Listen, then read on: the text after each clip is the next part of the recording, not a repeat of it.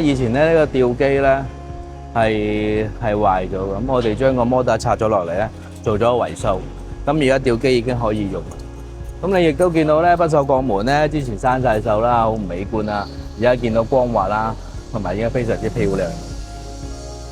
咧船東咧就非常之擔心船隻嘅安全性問題。咁咧其實佢嚟嗰陣時咧都缺乏咗好多年嘅保養。咁有啲叫做金屬嘅部分咧已經蛀蝕咗。咁而家都幫佢補咗啲金屬啦，即係鑄銅啊咁樣。咁亦都換晒所有嘅星鐵啦。呢啲喺香港基本上牌都會做，但喺呢度做咧就會平好多。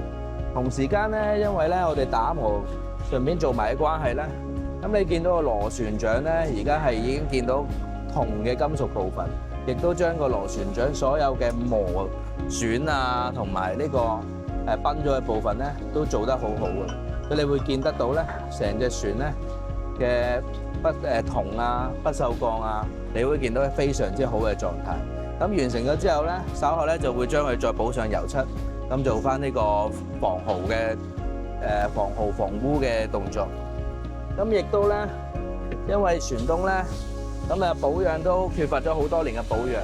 咁其實咧，佢全部所有嘅船底嘅海底閥門咧，都換過晒新嘅。咁呢個咧應該就係發電機嘅海底閥門。咁再前面啲咧，主機嘅海底閥門同埋冷氣嘅海底閥門咧，廁所嘅海底閥門咧，都全部換過晒新嘅。所以而家落水咗水之後咧，船東起碼有2至3年咧，或者5年咧，係唔需要有擔心啲海底閥門腐蝕啊或者漏水嘅狀況嘅。所以而家船東可以玩得開心，用得開心。